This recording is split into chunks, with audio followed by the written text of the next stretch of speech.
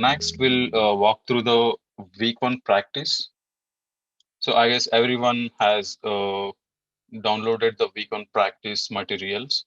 Uh, so you can practice at your own pace. But I'm just going to walk you guys through the week one practice.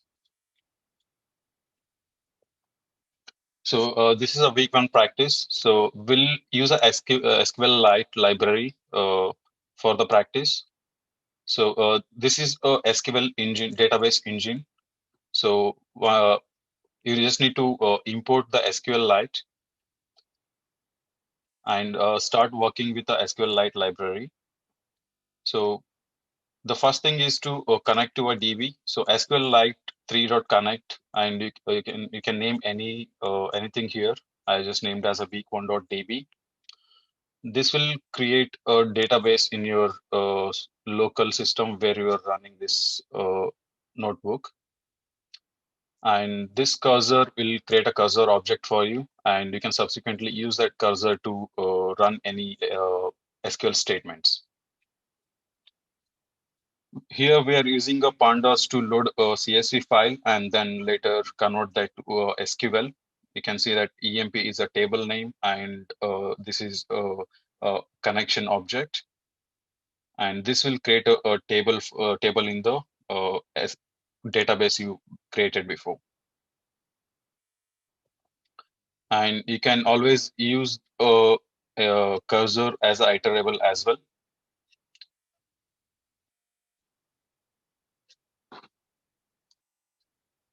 So this is where you have your Jupyter Lab locally. So what if you want to share with someone and work in the notebook? Can I ask a quick So question before you move yeah, on? yeah. On that, on your cursor statement, I noticed when you executed your SQL calls, you had 3 ticks. What are those 3 ticks on? Are those required? So So for row and when you did the loop? oh, this one? Yeah. Yes, Oh, sir. yes. Yeah, those. Yeah, yeah. These are the string. Uh, yeah, these are required. These are just a string. Enclosing the statement include inside the string. Okay. So that's just how you do the Yeah. string statement. Okay. Yes. Yeah.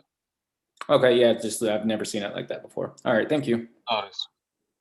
So before we started this week on practice, I talked about Google Colab as a collaborating servers, notebook servers, Jupyter. So let's go over through a Jupyter notebook with Google Colab.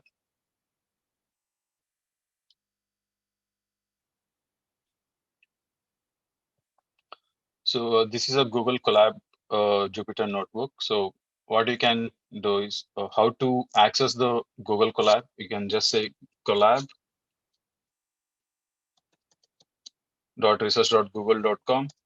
So this will redirect you to the collaboratory, Google Collaboratory. You can create a new notebook, or you can upload an existing notebook, or you can even upload a notebook from a Google Drive, right? And if you want to go through example notebooks, there are a few examples given by the Google as well. So since we are going through a week one practice, I'll walk you guys through here and show you how we can work with Google Collaboratory. So as I told, these are all a similar statement as I explained. But if you see that here, we are actually reading the CSV from a pandas here, right? So where this file is coming from? In our local, we have that in our file system. But how the Google Collaboratory will load this file? So there is an option to load this file. You can see that files option on the left side pane. Click on that. Once you click on that, you will be able to load the CSV files here. You can see that upload a session storage and go to your week on practice and load the required CSV files.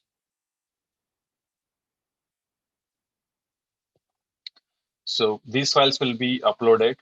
So these will be there for very limited time. Once the session is done, the files will be removed from the directory. Again, you need to upload to execute the commands. So let me execute the cells.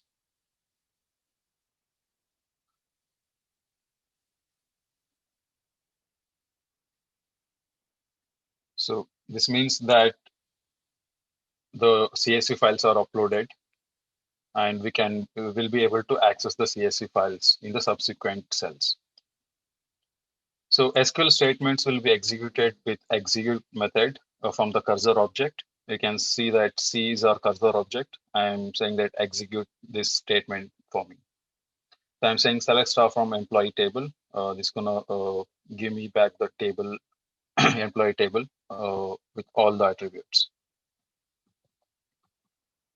So this is it about the week on practice, which you already guys have in Canvas, but the week on practice you guys need to work on is after step 5. So this is where you will start working on. So before you start working on close the connection which is already created before, and start a new connection here and say week 1 some different name for your DB if you want to create a different DB altogether for your practice, or you can continue with the already existing DB which is created before.